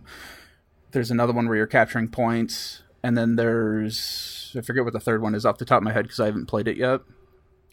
And then it just kind of throws you in this little base, and it's like, all right, this is where you go to get your free dailies, and these are the missions that you can do, and go talk to this lady, do your sortie, and you're good to go. Wow. Okay. A lot of the free to play aspects, the things that you're paying for, is strictly cosmetic. Okay. They do have loot boxes. It's mostly cosmetic, but they also do the thing where there's some you can get this random batch of Gundams. If you already have one of these, it'll just improve the one that you have. So it's like star ratings and... Yes. Yeah. So you can level up your Gundams, you can equip them with stuff, you can change their gear. I've got 40 Gundam parts, and now I can have a level 4-star whatever Char drove. And they do all of these to scale. They have a random Gundam in your base. It's actually a Zaku that's standing there. And I built the tallest character that the game would let me, and their head doesn't even come up to their ankle. Wow. That's great. During fights, you can get out of your Gundam, and you can repair it, or you can fight as your pilot. Oh, shit. I haven't tried that yet. I mean, I've gotten out to repair my Gundam. Sure. But I have not tried to do any of the fighting as a pilot, because apparently if you can get out before your Gundam blows up, and then you just do the Titanfall 2 thing where you're just kind of waiting and it'll drop in a new one for you to get into. Oh, okay. Because it's new, none of us have tried it yet that I've seen. And there's a lot of us getting used to the controls because it's a third-person shooter. But nothing is set up like any of the shooters that you're used to. Okay. So there's no aiming down sights or anything. You have a reticle to look at, and that's it. And I have done it several times where I've pulled the L2 trigger, and your Gundam will squat down, and if you hold it, it will lay down. And this will give you attack bonuses and defense bonuses and stuff like that. Some real Metal Gear Solid business here. Yeah, and the funny thing is, though, when I have been fighting in sorties, I have noticed other people having problems with the controllers too, because you will see people that will just randomly squat down, and then they're trying to get back up, and then they're rolling on the ground, and then they finally get up. This just makes me think of that first-person shooter on the PC that everybody's bonkers about. I wish I could remember the name of it now. The one Vinny likes to play over at Giant Bomb, where it's got the PUBG engine was built on it, where it's got like the 15 different like stances and like you can do Arma. Thank you, Arma. Oh, okay. It just makes me think of that, where it's like dudes doing like little side steps over walls in the middle of the fight. Well, and so everyone's getting used to the controls. I've accidentally you have to change what you have equipped to be able to use it, and there's a moment for it to load everything in, so it's not an automatic I'm switching from my gun to a sword to whatever. It takes a second to switch out its loadout, just like a real Gundam you would assume would take. It carries its weight in this game, where I was originally playing as the Gundam cannon, which it has this large cannon strapped to its back. The Megatron. Yeah. And that thing moves slow. When you boost forward, it'll boost and then it'll stop, and it takes a second for it to be able to, stand back up normally so that you can shoot. So everything carries its momentum. There's timing where you can't immediately react, but it's kind of all things that if you've played mech games, you kind of expect that, because you've got this giant, I don't know, several 100-ton thing that's moving. Right. So you're not expecting it to be able to whip around like a person would be able to. Yeah, it's not Zone of the Enders where you're flying through the air. Not yet, because there's also space sorties. Yes. Oh. So there's ground and there's space. I haven't done any of the space ones yet, but from people that I was talking to, a lot of people really like the space stuff. Yeah, that sounds like some good stuff. Yes. So I am currently using the Zaku Kai 2, just because it's a little smaller, it moves a little faster, because I could not get used to how slow the other Gundam was. But this thing moves nicely for me. And I got stuck next to, I can't remember the name of it, but it's basically this giant floating tank that somebody else on my team picked. The Shagohod. Pretty much. I mean, yeah, it had like the skirt and everything when it stands up. I couldn't tell you the name of what this thing was, but this thing took up like a good, like this one area, we were in a downtown area that we were fighting in, so we're weaving in and out between buildings and streets and stuff like that. Cool. This thing would take up an entire street, so I couldn't even shoot around the thing. I had to go around the block to be able to shoot what that thing was shooting. That's cool. So it's a really cool game. I'm gonna play more of it. Yeah. Secretly, I'm kind of that guy who really likes Gundam but doesn't know a whole lot about it. Right. Yes. All the flashy lights and big mechs, and I'm like, ooh, that's pretty. And then, boy, do we have a Sherpa for you. His name is Musum. Yeah. Yeah. So I will keep playing it to try it out. There's a lot of things that they're going to be adding to it, because I guess this has been out in Japan for a while now, and it's just now coming over to America. So I guess there's a bunch of events and stuff that they're planning on pushing out for everyone to do. But so far, I mean, even the loot boxes and the things that you would buy in the game, it doesn't feel dirty. It's just extra stuff that you could use. Yeah, it's just random stuff. I mean, you even earn currency in the game where you could eventually buy the things that you could spend real money on. Oh, okay. So if you really want that pumpkin helmet, you can get it. Don't we all? The next game that I had played was Tower of Time. This is a game that's in beta through Xbox Insider that I randomly signed up for this past week because I figured, why not? I don't play enough on my Xbox to begin with. This game is basically a Baldur's Gate / Divinity Original Souls type game. Oh. It is in beta, so there's a lot going on with it. Sure. So I have a list of things to report back and all that fun stuff, because I have to do all the surveys and stuff like that. Oh, yeah. But I am really liking this game. Right now I'm controlling 2 characters, and I'm running through the maps. Camera is above, like Diablo style, like original Sin style. Isometric style. Yes. But unlike Divinity and Baldur's Gate and Neverwinter Nights, you're not fighting everything on that screen. When you see an enemy, you run into it, you get this window that pops up that lets you know, hey, this is what that enemy is, this is the damage it can do, this is how much health it has, this is the resistance that it has, and you can choose to either fight it, you can change out your party, or you can withdraw. Oh, okay, interesting. So you don't even have to fight it if you don't feel like you're prepared for it. Wow, okay. If you choose to fight it, it will bring you into a separate arena screen. Hmm. And basically you're on one side of the map, and there's 2 different cave openings, kind of. And they can come through either one of those caves, and you're fighting basically waves of these monsters. Oh, wow. And it'll say up top, hey, you have to fight like 13 things or whatever, defeat 13 things to be able to win this fight. And it's really cool. They do a lot of line of sight stuff, which a lot of games don't do anymore of this style. Yeah. The one, you get a fighter and an archer who you can double equip with crossbows. So you've got your long range and your close range. I don't have anybody for magic yet. But the close range fighter has an ability where he can bring up parts of the earth, so you can basically make a barricade and break line of sight. So that way the magic users can't attack you. They have to work their way around it, and you can even do it where you can basically make the ground around them raise up, so you've basically imprisoned them for a certain amount of time. That's cool. Yeah. So this game is really cool. They've got a lot... I mean, I'm assuming they've done a lot more work since this beta's come out. They just haven't given it to the rest of us. But there's a lot of things that they have to work on, like during the tutorial screens. They'll have the values in there from the coding that says, hey, when referencing this should be L1. Or use the L1 sprite kind of thing. So this is, super early access. Yeah. But from what I'm seeing, it's really cool. I had never heard of it before. I had picked it just because it was either that or Minecraft or PUBG. Mm-hmm. So I was like, I'd rather play this game that I know nothing about. Yeah, that looks cool. The glory of Minecraft.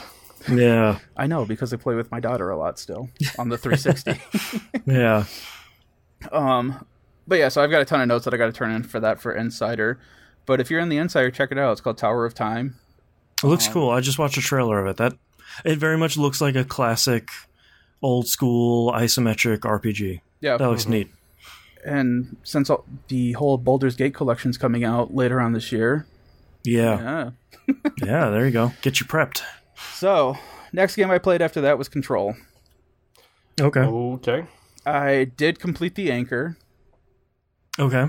That was interesting. I was doing fine until it randomly decided to start throwing different enemies at me at once. Yep. That sucked real fast. Yeah. But I've completed the first round of altered items that you have to capture and take care of. And the cool thing is I've noticed that when you've taken care of these items, if you go back to... what's the hold that they call? It starts with a P. Pentaseum? Panopticon? Yeah, Panopticon. Yeah. When you capture these and you fix them, they show back up in the cells in there. Yep. Yeah, like the empty cells fill. Yeah, the Anchor is back in its holding cell now. Yep. I did the stoplight. That was really good. That took one shot for me to realize what I had to do. Yep. And then the second area that it brings you to is a real pain because it was kind of hard to keep track of what it was doing and what I needed to be doing. So, and then I also did a couple bureau alerts, which I had glitch out on me because... That sounds like fun. Well, they glitched out for me in a good way because I had to protect 4 people. And it was in the mailroom, so I go running in there, and the countdown starts going. Nothing's happening. Okay. But my countdown's still going. So I'm like, I'm going to sit here, I'm not going to move, and I'm going to wait for this to go. It goes all the way through. I get the success for completing the alert. I'm like, all right, cool. And I walk I walk out of the room, and that's when everything spawns in at once. All hell breaks loose in there. So I'm like, all right. So I go back in there because I was like, well, at this point, I might as well just get the items and stuff that I need so I can finish up some of my upgrades. Mm-hmm. Yeah. And I was able to defend those 4 people that were in there still. Wow, nice. Yeah. But it was nice to not have the pressure of trying to keep them alive. Right. Yes. Because I'm not kidding. Like, it threw a ton of high-tiered enemies in that room all at once, which I don't think it was originally supposed to do. Yeah, spawning 5 of those twirly guys, yeah. And it had one of those invisible things where it goes invisible until you get close to it. Yep. Yeah. Right. And then 2 healing globes, which I thoroughly hate those things. Yeah, I don't know which one I hate more. Yeah. Well, and so the second time I ran into one of those invisible things, you're in a small, cramped area, and I had just gotten the levitation ability, and all of a sudden, like, I figured something was going to happen because it was a wide enough area that it's like, all right, something could be in here. Nothing's happened in a while, so it's probably going to happen here. And then all of a sudden the screen turns red, and the first thing I do is levitate to the ceiling and try to figure out what the heck is going on, and, like, nothing moves. I like that your natural response is just like, boop. Yep. So I have no clue what's going on. I just know that something is there. So I land on top of a generator as she falls, and I'm not seeing anything. All I can do is hear stuff. And finally I'm like, well, I see, like, the air is kind of moving over there. It's like shimmery. Yeah, but the problem is that when you're in an area that has a lot of the hiss, sometimes the air will just move because of spatial distortion crap. It doesn't necessarily mean anything. So I'm like, well, I'm going to shoot it and see what happens. And I shot it, and that thing showed up, and I threw everything at it at once. So that kind of scared me a little bit. Didn't help that it was 3 a.m, but... Oh, yeah. Yeah. Playing this game with a headset is both great and disastrous. Yeah. The noises, the hiss... Yeah, the noises they make in the background is really great with headphones on. Especially when you hear them chanting in the background. And it doesn't necessarily mean anything, but it's still kind of creepy just to hear... It's that whole thing where it's like you can just... barely hear. It's outside of your range of hearing, just barely. You know it's there, but you can't make it out. You don't know what they're saying. It's just stupid creepy, but it's a fun really game. Good. Yeah. So I'm gonna keep messing around with that. I started doing the second round of altered items that I have to get. Oh right. Yep. Yeah, but the map is kind of a pain to navigate sometimes, and I'm getting real bad frame rates sometimes, especially coming from the pause menu. Yep. Where it's like it takes a couple seconds for it to catch up. Yep. But yeah, the game is really fun. I just hope they fix it so that it gets better. Yeah, I feel like they're still working on it, but it must be a larger issue than... Like, they put out a patch really quickly after the game came out to, like, fix the map loading issue and other issues like that, but the next one's sort of taking a little bit. I am just hoping that they fix it before the DLC comes out. Yeah. Because I would hate for the game not to do well with everyone picking stuff up and then getting crapped on because, well, the controls aren't working right and the game constantly freezes, and because they are issues, but it's still a great game. Yeah. The next game that I played, technically I didn't play it, but my son did, is Final Fantasy VII. Because I have that on remaster as well. And I was helping him do the Dawn cross-dressing section. Okay. Because I just happened to walk in. I've got my regular PS4 in my bedroom so that my wife can watch Hulu and stuff like that. And my son will go in there to play Rocket League and whatever. And he wanted to play I Am Setsuna. And I told him, no, not right now, because you're not really aware of what you have to do in that game. Yeah. So let's start you with a bigger game. Right. Let's start you in Midgar. Yeah. So he's gotten pretty far and he's doing pretty good on his own. I had walked in where he just started to pick up the items for what he needed to be the crossdresser. And I walked in and he tells me that he has his ticket to get medicine, but he doesn't know what it's for or what he needs to do with. And I looked at the screen and I just told him, get the digestive medicine. Right. He's like, that's why? the one you need. Yeah. And he's like, why? Because there's a person in a bar in the bathroom that you need to give that to so that you get an item. And he didn't believe me. And then he goes and does it. And he's like, how do you know that? And I'm like, because in my youth, I played this game way too much. Yeah, I've lived in Midgar. Yeah, so I walked him through. I laid down to take a nap, and I was walking him through everything he needed to do. And he got the trophy for being picked by the Dawn. Nice. And he's still... He's still looking at me and says, how do you remember all this stuff? It's like, when you have a lot of free time, like you do, you will remember this stuff.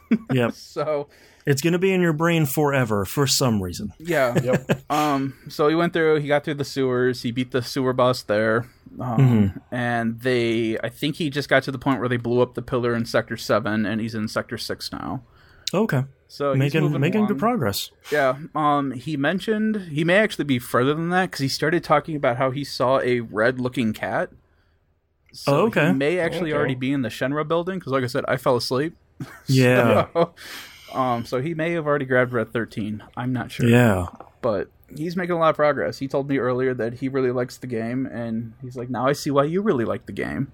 Yeah. It was like, it's a good game. You haven't even gotten to the good stuff yet. You're like 10% through. Yeah. So yeah. After that, I started playing Destiny 2. Yeah, you did. But I didn't really get very far. This was mostly I have it loaded up on my Xbox One and my PS4. PS4 was my main console for playing it, so I did the transfer and all that. That went fairly smooth. Didn't have it's super easy to set up. It's like, log in all my stuff. Cool, now it works. But then I started playing on the Xbox One, and my Titan had a lot of his stuff, but not all of his things that I had for him. And then I loaded up my Hunter, and then promptly sent Boston a message saying, hey, is this the point where I get angry that I don't have any of my things, or is this what's supposed to be happening? Yeah. Which he informed me that, you don't want any of that crap anyway. Yeah, because they raised everyone to 750, and, like, they changed loot, so, like, every blue you get is going to be 3 or 4 levels above where you are, so it's like, that stuff doesn't matter anymore. Yeah. But I don't have my Galahorn anymore. Yeah, well, that's... You know how hard I had to work for that stupid Galahorn? I have bad news for you. I know. You know what? I had bad news because the day I finally got the Galahorn for the first time, the following day they nerfed it to hell in a patch and made the drop rate a lot higher. Right. Yeah.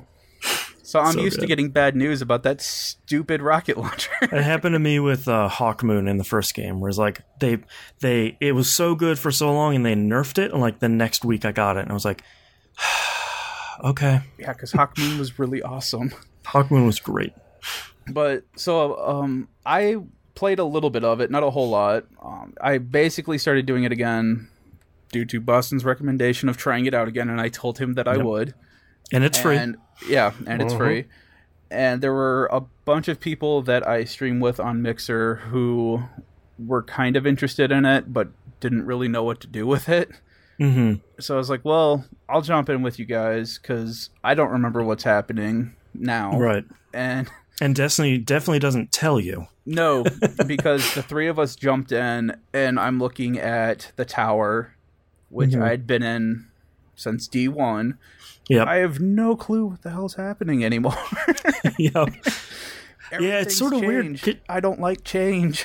It's weird because, like, if you didn't play the Destiny 2 vanilla campaign, where like the tower gets destroyed and you're at the farm for the entirety of the campaign, and then like as soon as you beat the final boss, you get tossed into the new tower that they rebuilt, and it's like this big event. Instead, you do that first mission, you're like, yeah, wait, what? Yep. Yeah. So, all of us were confused. We ran around, shot some things. And I was like, all right, I'm done for the night just because I was tired. But also, I had no clue what we were supposed to be doing. Yeah, if you want to replay those old campaigns, Amanda Holiday, the shipwright in the tower, will give you the beginning missions of those campaigns. Well, and it said to go see Amanda, but I couldn't remember where she was at. Yeah. And the game doesn't have a map in it that I could find. Yeah, it does. Where? Hit the hamburger button. I did hit that. It just brought up my ghost, and that was it. Hold it. Hold it, and it'll open up your map. No. Yes. Yes. No. Trust me. Destiny. Hold the button, and it'll open the map. Every destination has a map. Well, and that was the other thing, because they took up bounty missions, too. And I swear I dug through those menus for like 5-10 minutes before I finally figured out where bounty missions are sitting at now. Yeah. That's the other button menu. Yeah, and even now, if I booted up the game, I'm not even sure I could get back to that menu right away. That's the 2 boxes button, the start button. Yeah, as the game has a lot of menus. It is even more an RPG than before. But I mean, it looks pretty. The shooting still feels good. Yep. So I don't have. It's still fun to play. Yeah, I don't have any real issues with it. It's fun to play with other people. It is. In my past experience, it's never been a game that you should play by yourself. But I play solo a lot. I have a lot of fun playing solo because I do a lot more stuff than a lot of people. Like I hunt a lot of triumphs on like the in-game achievements. So a lot of people are like, cool, I don't want to do that 30 or 40 times. I'm like, only 40 times? Hell yeah, let's do this. Yeah. So yeah, that's all I've been playing. What about you, Boston? I played... I'll talk more about the new stuff in Destiny 2 in a minute, but I played more Shadow of the Tomb Raider. I hit the bad part. I've really been enjoying this game up until this point, but I ran into the part where you go into this, lost temple to the ages. It's been hidden for centuries. And there's like a pack of like feral painted people in there. Number one, that sucks. Number two, as opposed to most of the military people you've been fighting before, these guys are just going to rush you. So using the bow and arrow that you are heavily encouraged to use doesn't really work anymore. Thankfully, very quickly, they just give you a shotgun. So that works pretty well. But it's really frustrating, and I don't know why games like this haven't learned this problem. If I'm in the middle of solving a puzzle where I'm moving entire sections of the area that I'm in, when I successfully move a piece, I don't want to fight a wave of enemies. If you want to give me a wave of enemies after I've finished the puzzle and I'm like just supposed to go through this door and they come out the door or whatever, totally fine. But if I like turn this thing so that water flows somewhere else, I don't want to fight a wave of guys. I just want to solve the puzzle. You have to do it within a time limit or else the puzzle will reset. No, thank goodness there isn't anything in this game so far like that. Yeah, like that's always the worst, where it's like, kill these guys real quick because it's turning back on you. And so far the puzzles have all been really great. These huge environmental puzzles, a lot of stuff where you have to decipher this puzzle and you have notes in your journal that you have to inspect and manipulate and turn around and to solve the puzzles. Like all that stuff is really good. It's just when they combine the two, it's not super great. So I'm still not entirely sure where they're going with the story. The more story stuff they keep dumping on me, kind of the dumber it gets. So, yep. And the more characters they keep introducing, and I don't know. I really liked the second one. I have a feeling that this one's gonna get there, but I think it just keeps getting too big to be good. And I think Batman problem. Yeah, like Arkham Knight is sort of like, all right, let's 400 icons. You just started 10 minutes ago. It's sort of like I feel like I'm getting ready to be done with this game. And I looked at a walkthrough and I'm like halfway through. It's like, Oh God, okay. Like I didn't want like a 30-hour Tomb Raider game. I wanted like a 20-hour Tomb Raider game with all the side missions and stuff. So grown-up problems. Yeah, that's not even start skipping things. It's like, I just want story. I don't care about the rest of this crap. I've been doing that for a while too, unfortunately. Yeah. And it's not even really grown-up things. It's just like, it's almost too much of a good thing. Where it's like, compared to Gears 5, where that had enough content and all the content throughout it was really great. This has a lot of content, and all the content is pretty good, but it's not like Control. All of us had technical problems with Control, where it's like, cool, Control crashed. And I'm like, fire right back up. Let's get right back in. Like, whatever, however long it takes to load. I don't necessarily feel like that with Shadow of the Tomb Raider. It's sort of like, cool, Shadow of the Tomb Raider crashed. I guess I'm done. I think that's a real bummer. So Destiny 2. We already talked a little bit about New Light. New Light is largely good. I think if you've been interested in trying out Destiny 2, it is legitimately free. You get the New Light vanilla campaign, Red War, and you get the first 2 expansions for free. So essentially year 1 of Destiny 2 is free. You get the vast majority of Year 2, which is Forsaken and the annual pass stuff. You can explore the Tangled Shore and the Dreamy City, which you had to unlock through a bunch of extra stuff. I don't think you get the Forsaken campaign without purchasing it. I think it's like $13 right now, so it's certainly not super expensive. But you get to explore all the stuff, and you get to do a bunch of stuff. You can also explore the moon, but you can't do any of the missions on there, which makes sense because Shadowkeep just came out. So Shadowkeep is really great and reminds me a lot of Control. Okay. Because I don't know if you guys have seen the screenshots I've been posting on Twitter. There's a lot of shadowy, hunched over people that are floating in the air, and there's a lot of spooky, scary whispers happening a lot on the moon.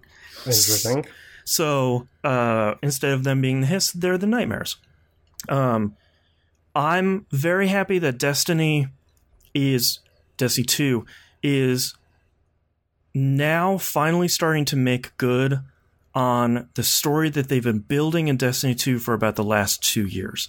If anyone, I don't want to spoil it because there's a turn around a corner in the first mission of Shadowkeep that's incredible. But if you remember the ending of Destiny 2, where the Traveler wakes up and all that like big light burst goes throughout the universe, the very last thing that shows up, the thing that wakes up, that is the featured enemy in Shadowkeep, finally. For the last year, they've been teasing that where like the end of the storyline in each of the seasons that happened during the annual pass, there would be some reveal where it's like, look who's coming, wink, like, you know, they might be here soon. So it's nice to see that they're finally making good on that, because for the last year, Destiny fans, myself included, have been asking, please push the storyline forward. Like we feel like we've been in this holding pattern since Destiny 2 finished. Just make some progress, at least a little bit. And thankfully Shadowkeep does and is. I played the campaign with TVGP alumnus and friend of the show, the Hannah. We went through that. They have changed the format of the campaign in ways that I think is really interesting. In the other campaigns, it was very much, you have an introduction mission, there's a mission on your map, go start it, you finish that, there's another mission on your map. The whole crux of this campaign, as it stands so far, was go build this set of gear so that you can go to this place to do a mission. So you can kind of tackle most of that as you want. There are light level requirements, but a lot of them are pretty low because everyone starts at 750. So a lot of them are like maximum of like 810, stuff like that. So it's stuff you're going to reach as you get through. The campaign did end rather suddenly and kind of on a cliffhanger, but you get a thing in the final mission that you go give to professional spooky lady Eris Morn. And when the campaign came out, she was basically like, cool, thanks for giving me this useless spooky thing. I guess I'll take a look at it. That led into, oh, this thing showed us how to open the raid. Someone finished the raid. Now she's starting to decrypt it through week over week. Also, when the raid launched, the new Vex offensive mode unlocked on the moon. And this mode is really, really cool. It's basically a wave-based sort of capture mode where you're in the Black Garden from the end of Destiny 1. And you're fighting back the Vex that are pushing through the Black Garden to try and take over the moon. Mm-hmm. And it ends with this really cool big boss fight.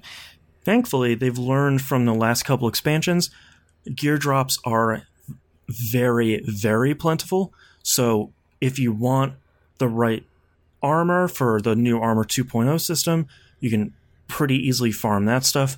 If you want weapons, they're going to drop like candy if you do that mode, so you can get the weapons that you really want that has the stats that you really want. Unfortunately, about the core Destiny 2, there's kind of not a lot to talk about yet, because Bungie is really changing how Destiny 2 works, where the storyline and all this stuff unfolds over a season. So what they're doing now is, like, Vex Offensive started yesterday when the raid launched, and it ends at the end of the season. And that mode is being removed from the game. Yeah. Thankfully, the loot still stays, so the armor and the weapons, you still get those different ways, but that mode is going to up and leave because they're saying, we can't just infinitely add modes to the game and support all of them. That's an untenable situation for any studio. Yeah. So it'll be interesting to see how they do that as time goes on, because it's going to get harder, it's going to get bigger, there's going to be more stuff to do in it. And alongside that, they introduced their first battle pass, which they call like season ranks, but it's a battle pass. I think we've all seen the UI of it, and hey, it's the exact same thing. Yeah. I'm ranked 23 already. That's out of 100, but after 100, it still keeps going. I want to say that's because I've played a lot, but I haven't really. The thing that they do that's really interesting is you have your free path where you get like the season's exotic weapon at rank 35, and every couple of ranks they dole out something. The premium pass or path, what I didn't realize, the very first rank gives you the entire set of seasonal armor, the exotic weapon, Ariana's Vow. It's a basically a hand cannon with a sniper rifle scope on it, which is really, it's so strong. And they give you a 20% XP boost. And then every like 5 or 7 levels on the premium pass, they give you like 2% more XP boost that adds on top of that 20%. So by the time I'm here already, I'm at like a 30% XP boost. So I'm kind of flying through the levels. They want you to get through the first 7 levels really fast, because that gives you the seasonal artifact, which unlocks a bunch of mods you need to do for have a bunch of new enemy types that require mods to like break their shield or stop them from rushing you or stuff like that. Haven't done a ton of that, and that's super inside baseball, so I don't want to break it down here, because I don't want to take 2 more hours to talk about Destiny 2. But so far, if you buy Shadowkeep, you get the season pass for this season, the Season of Undying. So you'll get all that for the $35. But so far, it feels pretty good. They're giving you, every couple of ranks, you just get a giant pack of destination materials. It's like, here's 50 of every destination material. Go crazy. Here's upgrade materials. Here's 20 enhancement cores for upgrading your gear. So far, it feels really easy to progress ranks, and each one of the rewards feels pretty good. So far, everything feels really great. They haven't radically changed Destiny 2, which I think is really great for people like me that really enjoy it. And I think if you have played Destiny 2 recently, like if you've played it during Forsaken, and it still didn't grab you, New Light and Shadowkeep probably aren't going to do it. But if you played during vanilla Destiny 2, when things were really bad, I'd recommend downloading New Light and giving it a shot, because Destiny 2 is probably in the best place it's ever been in, and it seems like it's going to just keep growing into better stuff. So, I don't know. Destiny 2 is still really great, and Shadowkeep pushes that forward a little bit. And I hope this season is successful, because if it is, I think the rest of the seasons, the next 3 seasons for this year, I think are all going to be really good. But that's all I've been playing this week. So let's take a break.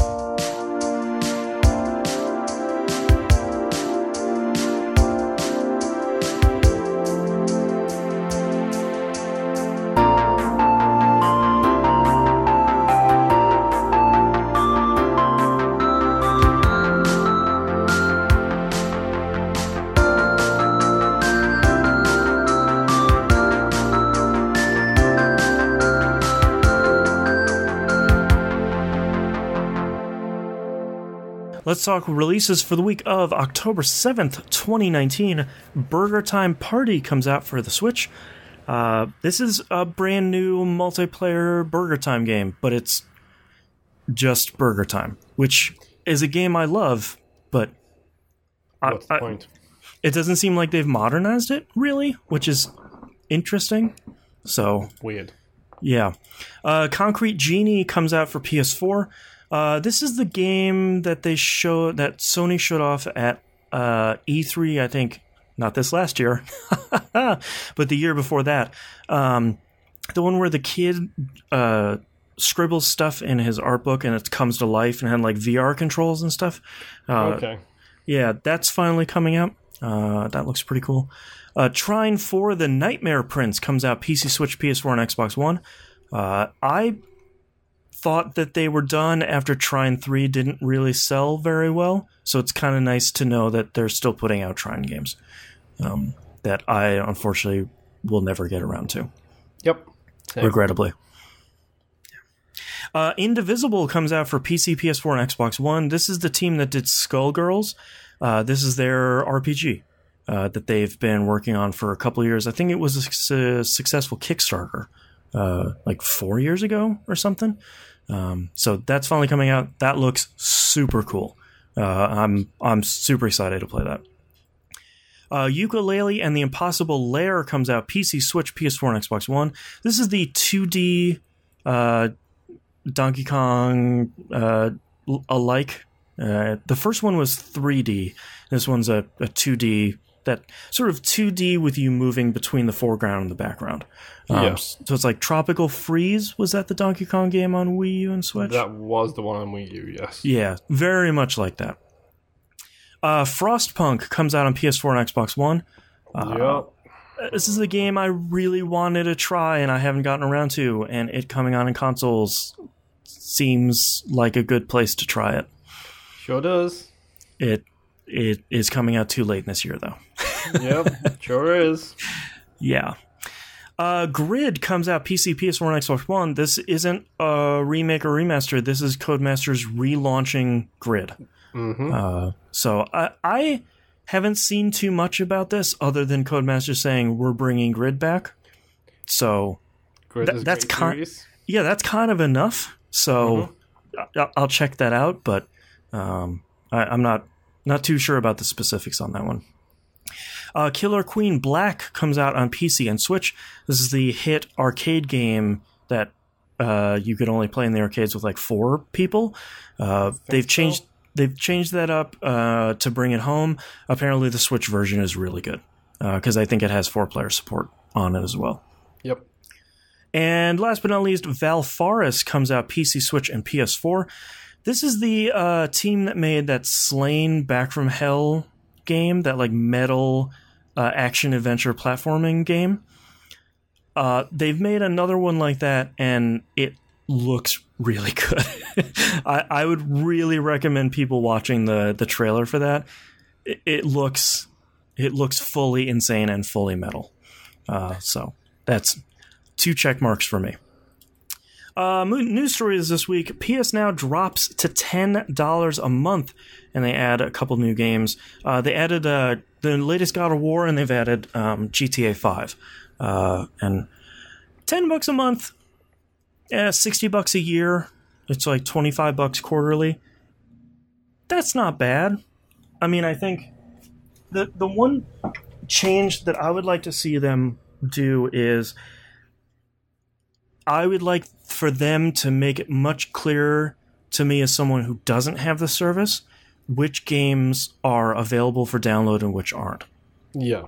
Because I'm not really interested in streaming the games, but for $10 a month, if you have a lot of high-profile games on there, that could be okay. I could get for that, you know. And people think competition is bad.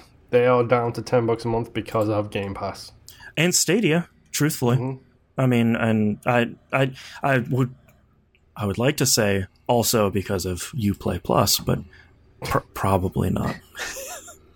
But I mean, like, you're right. Like in the face of something like Stadia being really cheap per month for like the regular plan, and Game Pass being a wild hit. And actually, on top of that, Apple Arcade and that Google Play Pass, both of those being huge hits right out of the gate too. I mean, Sony couldn't, even $10 a month. It's sort of like, you're the priciest of the, like, you're two of these other ones. So, we'll see. It's interesting. Next news story: Sony has released their crossplay platform out of beta. Sort of. So there was a Wired story this past week about PlayStation Now, and it also had a little snippet at the end from SIA CEO Jim Ryan, who basically said, like, that's crossplay is out and it's out of beta, so everyone can use it. And then people were saying, like, oh yeah, for real? And then Sony just stopped responding. So the same thing they've been doing for the past 2 years. The only thing that I'm hoping now is that whatever bits that developers need to hook into crossplay on Sony is now available, so people can just flip the, like Rocket League, they can just flip the switch again because they've done that in the past to be cheeky about it. Now they can just do that, and Sony won't wag their finger and be like, wait a minute, hold on. We'll see. This is a way harder prospect than it should be. Sony, just let people do it and leave them alone. Yeah. Next news story here. We're wrapping up on a lawsuit we've been covering a little bit this year. It was between Randy Pitchford and Wade Callender, who used to work at Gearbox. Both of them accused each other of a whole bunch of stuff that we're not really going to go back over here now, because they have agreed to drop the lawsuit with prejudice, meaning that they cannot file. Neither party can file a lawsuit for the same claims in the future. So the press release says, quote, all misunderstandings between the parties have been corrected and apologies were exchanged. Because the parties are mutually bound by confidentiality, no additional statements will be forthcoming, end quote. So okay, so it's a poop flinging competition that everybody just got covered in poop. Yeah, and they just said, I'm sort of done with that. So, putting that one to bed with a whimper, I guess. And last news story here, Rocket League has finally released their replacement for loot boxes. Over the last couple of months, they've been saying, all right, we're getting rid of loot boxes. Number one, probably because people don't really like them. And number two, European legislation pressure. Yep. So they've replaced that with a system they call blueprints. Essentially what happens is a blueprint will drop at the end of a match, but to build the thing that blueprint lays out, you have to pay real money. The difference being, loot box, you're just going to pick something out of the grab bag. It's taking the random out of the purchase exactly. Cosmetic items. Yeah, this one says, you're going to get a rainbow trail. Do you want to unlock that for $3? And you can say, no, I don't really want that. Or say, hell yeah, I want rainbows. And then it charges you or whatever. Since both of you guys play Rocket League, how do you feel about this change? Honestly, I don't mind, because you get so much free cosmetic stuff in that game anyway that, like, literally it's like, I've never cared about anything you get out of the loot boxes there. I mean, yeah, generally speaking, they can look really, really cool, but I don't have time to look at my own car while I'm trying to think of what to do, so... Right. You're just flipping in the air. Yeah, I mean, I've got like 5 or 6 loot boxes that I'm not going to buy keys for anyway. Right. My son is super excited about the blueprints. Just because of what he's read that they will potentially do. Sure. He seems to like that a lot better. Plus, I'm not letting him buy keys for loot boxes, so that's why he likes it. Right, yeah. I'm like, maybe he can now make his case where it's like, Dad, look, this is Batman. Like, for $5, I can be Batman. Nope. Yeah. Sorry, bud. All right, let's move on to our question this week from T-Bomb Rocks in Discord. Says, I heard this question on another podcast, but thought it was good. What game or games have made invisible walls make sense the most in a game world? Oh boy. Sunset... What was it? Bionic Commando? What did they do? Oh, wasn't there like that poison mist? Yep. Yeah. Everywhere. Yeah. Everywhere. For me, Sunset Overdrive did that in a really weird way, where like the quarantine zone, like the walls of the quarantine zone did damage to you. There was that mission early on where you try and fly over the quarantine walls, but you find they're too high. I thought that was pretty clever. I don't know. Invisible walls have always been a weird thing for me because the game is trying to show you that the area you're in is bigger, but a lot of times it won't let you access those areas anyway because you're not supposed to, because they never really built anything past the invisible wall. Right. Which always, to me, was like, okay, why is there a street here if I can't run all the way up the street? Right. I know Astrotain did a lot of things where you would be in the city and there would be a collapsed bridge that was blocking you from going. Oh, okay. All right, that's cool. Sure. That makes a lot more sense. And you're investigating why that bridge collapsed. So, right. I mean, that's more tangible. That's fine. But just a lot of things. It's like if you want to show me that the area I'm in is bigger than the area I can access, that just seems stupid because it's not really bigger than what I can access. I feel like the Yakuza games have done that really well because it's like, here's the boundaries of the city, and like everything beyond that is just a big highway and some other city. Like you don't even have to worry about going there. That's not Kamurocho. And a lot of times too, a lot of the points when you'd reach them, it was so that you could get a taxi to go to a different area. Yes. Yeah, exactly. I guess that right there makes more sense. But yeah, you at least build it into the world. Yeah. Yeah. I feel like we don't see a lot of invisible walls much anymore. In general, they're usually covered these days with natural geography.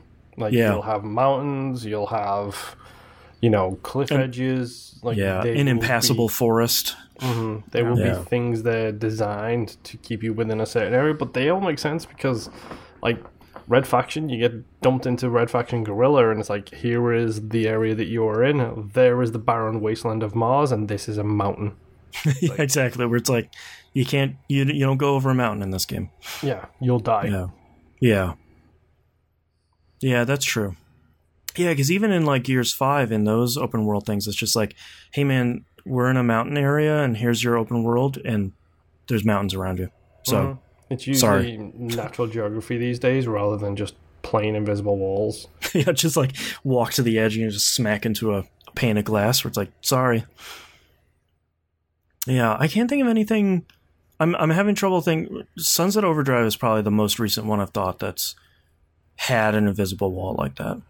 Well, and bringing it back to Astro Chain too, there were also areas in there where you were investigating something and you couldn't go out of the investigation area. Oh, that makes sense, yeah. If you tried to leave the area, there would be like this VR police tape thing that would pop up that was all great. Neon colored that would say, cannot go past this area, or, whatever. That's great. They actually did it kind of funnily with the crosswalks in that game, where you have to wait for the cars to stop going, and then the little VR thing will disappear, and you can cross the street, but if you're still in the street when those close, you actually get fined. Jeez. That's great. That's pretty good. Man.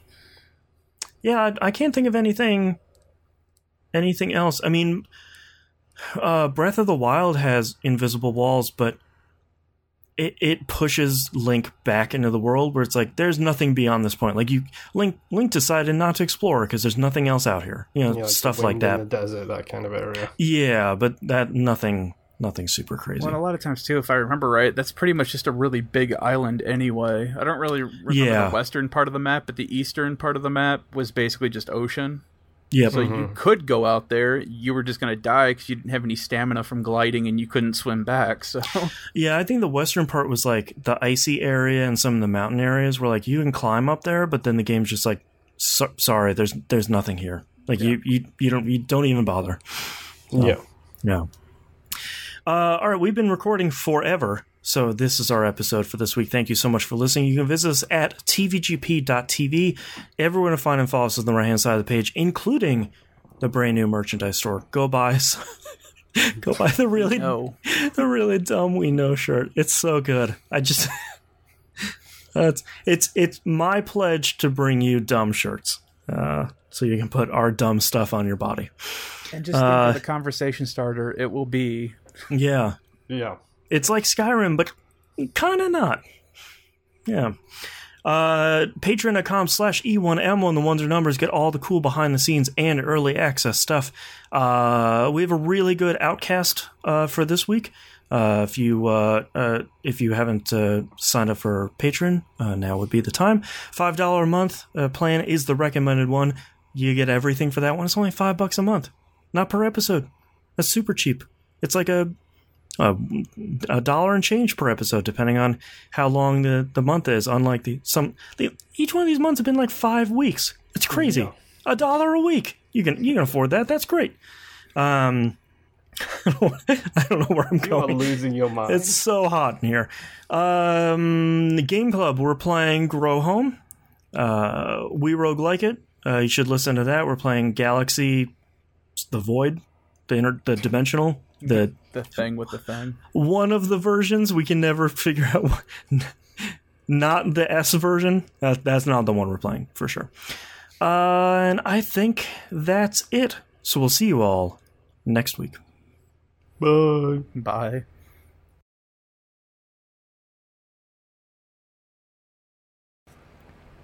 I can't even open the window because they started lawn work. Who does yard work on a Sunday, by the way? Everybody. But this is a company. It's not the homeowners. Oh. Come out during a week, man. Anyway, Nimp, what titles do you have for me? All right. I have the Nuketown Problem. Mm-hmm.